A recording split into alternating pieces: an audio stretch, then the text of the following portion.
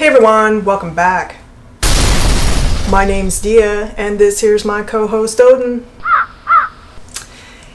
And I thought I'd do a part 2 of my most rewatched horror movies of all time video because you guys seem to like that one, so thought I'd throw another one together, and here we go. It's hot! So starting off with number 10 on my list, this movie I saw when I was a kid, and of course, you know, have a story about it.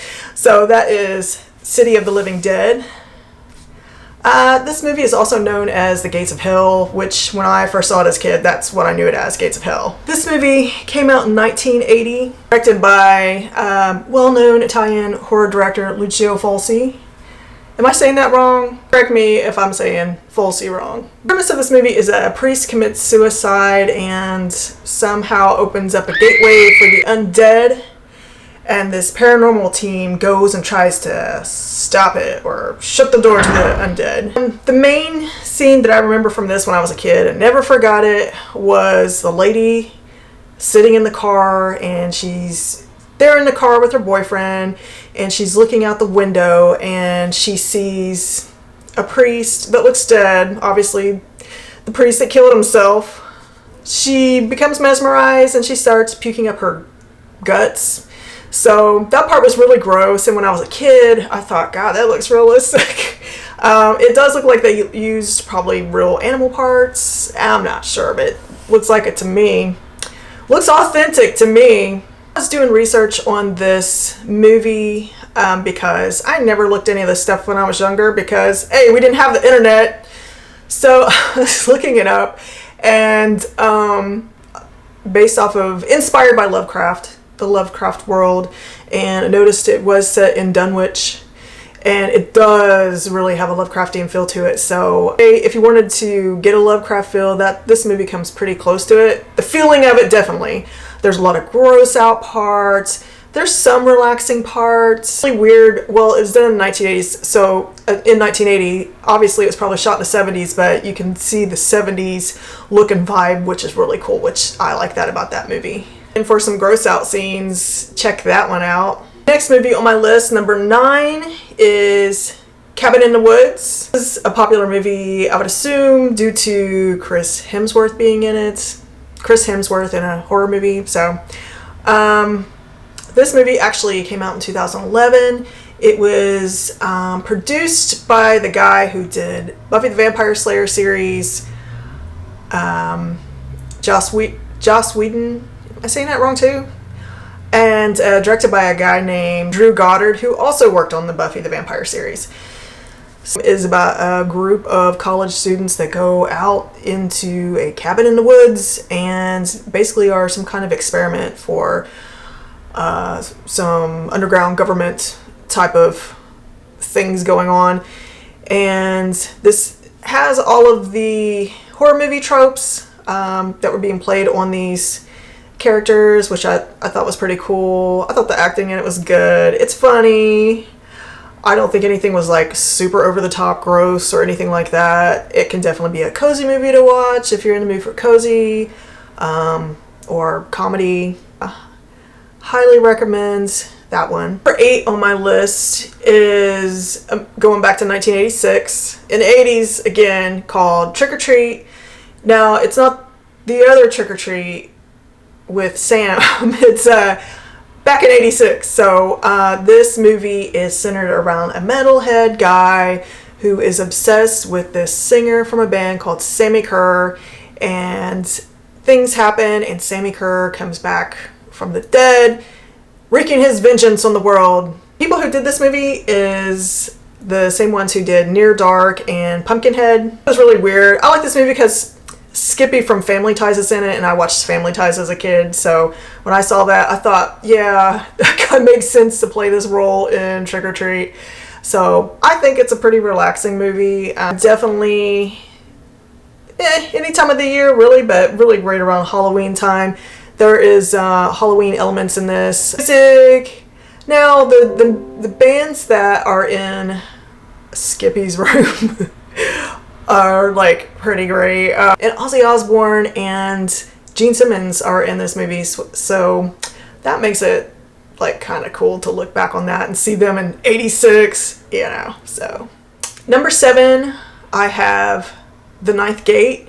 So this came out in 1999. God, I can't believe it was that many years ago. Like 25 years ago that movie came out. Oh my God.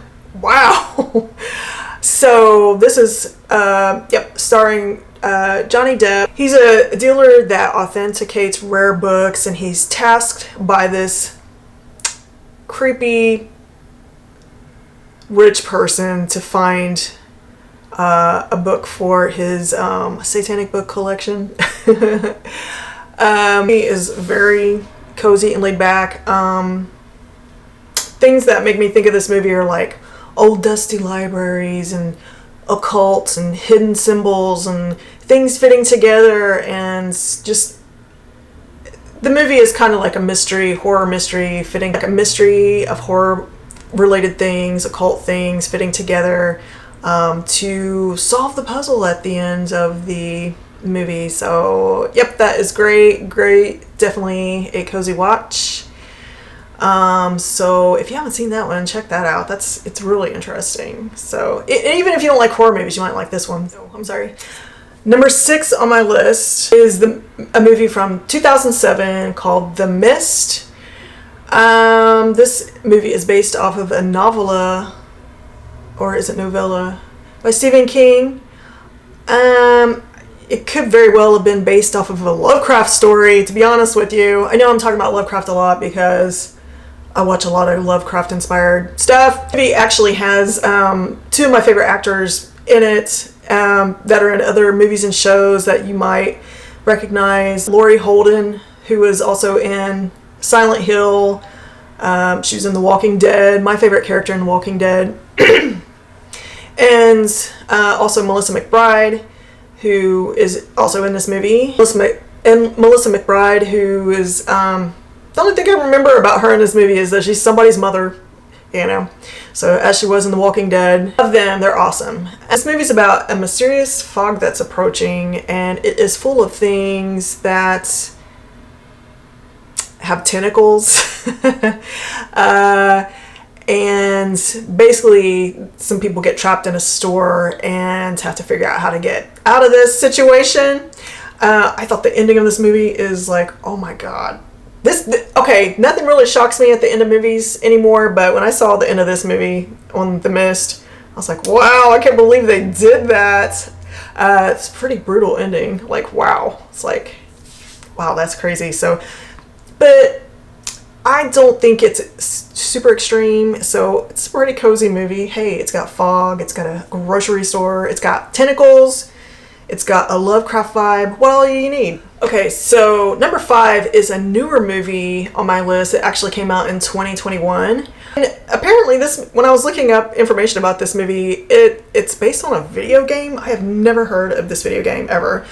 But it's about a small town that's trapped in a snowstorm, and one of them is a werewolf. So it's a mystery. It's got cabins, it's got the woods, it's got snow, it's got a mystery, and it also has, I'm going to mess up another name, Harvey Guillen from What We Do in the Shadows. He's also he plays a role in this movie, which, you know, it's funny if he's in it typically.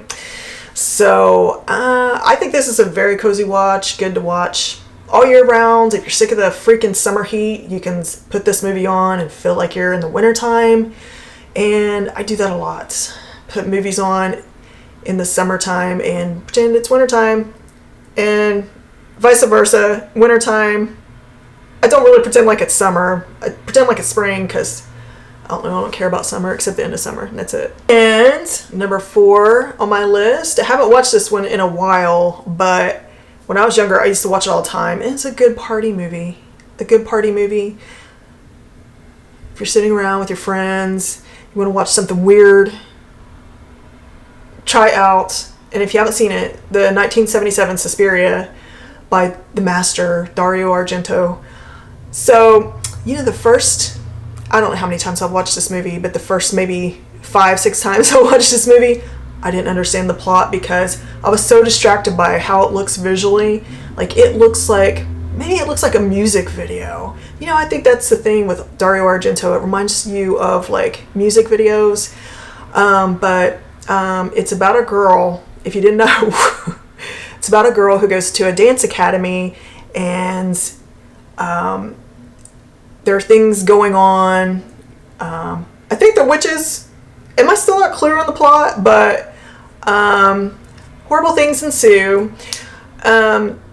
It's very stylistic, and it has a soundtrack by a band called the Goblins, who actually still, due to this movie, or correct me if I'm wrong, did they have a huge following before Suspiria? I don't know. Goblin, or the Goblins, or Goblin, they still actually play shows. So, I mean, that's kind of cool. It could be cozy for you. The things that come to mind is one scene that's in this movie is a woman who falls through a glass ceiling, and she's got a noose on her neck, and she falls, and it has a shattered glass. It looks really cool. Yeah, he really knows how to color placing it. Oh my god, it's just amazing to look at. So, yeah, check that out. Okay, number 3 on my list. I know a lot of people still don't like this movie, and you know what? When it first came out in 1999, everybody was like raving about it, and I was like, well, if everybody likes it, it sucks. So I didn't watch it for years. I probably didn't even watch it until like maybe 2009. I'm not really sure, but maybe 2008. So that is the Blair Witch Project. And if you haven't seen it, it's about a group of filmmakers that go out into these woods, and they're hunting for the Blair Witch. And the parts I like about this movie is whenever they're at the beginning, when they're like talking to the townspeople, and oh my god, it has such a 90s vibe. Like, if you want to go back to the 90s, which that's the best decade, no argument. If you want to go back to the 90s, just watch Blair Witch. Hey, sorry about the abrupt outfit change. My camera died in the middle of the Blair Witch Project, so I think I finished all that one. I'm pretty sure I did. So number 2, yeah, on this list is going to be Pumpkinhead. It came out in 1988, starring Lance Henriksen. So this movie stars Lance Henriksen, and it's about a desperate man who goes to a witch due to the death of his son. So, as you can tell by the title, Pumpkinhead, it's about a resurrection of a being that has a pumpkin for it. But it's very great fall-filling movie. I don't remember when I first saw this one. It could have been in the 90s, I'd assume.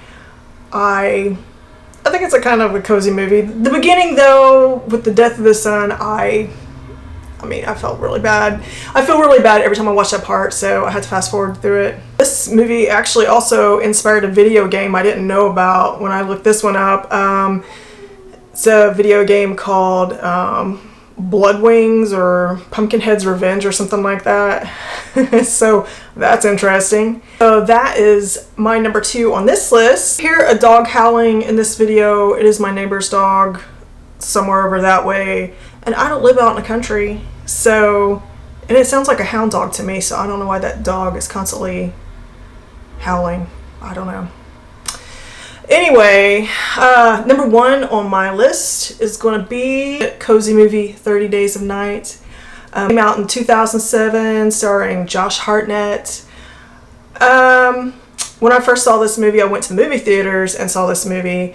And the movie theaters, I believe it was in the wintertime, in the movie theaters, the room in which the movie was showing was really cold, which I really noticed that one. And it wasn't because I was just looking at snow on the screen, but it was actually really cold in the theater. And I think they did that on purpose, because I've talked to other people about seeing it in the movie theaters, and they said it was cold in their movie theater too, like unusually cold, like the heat was completely turned off or something. So that's weird. And this is a vampire movie, and it's about people in a town, a small remote Alaskan town, where of course they have 30 days of night. And since it's a vampire movie, I mean, that would be a perfect situation for vampires, wouldn't it? So vampires do look pretty cool. Their language sounds weird. They have their own language, and that's pretty interesting. Still don't know where those vampires came from. Maybe they should do a backstory of where those vampires came from. That would be kind of interesting. So everything that comes to mind on this one is just like snow, trapped in a town, nighttime, vampires, blood in the snow, and all of that. So highly recommend that one. Holden, do you want to go live in Alaska? I want to thank you for watching my video. Definitely appreciate it. Make sure to like it if you like it, and subscribe if you want to. Not sure what my next video is going to be about. If you have any suggestions, please let me know in the comments. I'd love to hear about it. I will see you in the next one.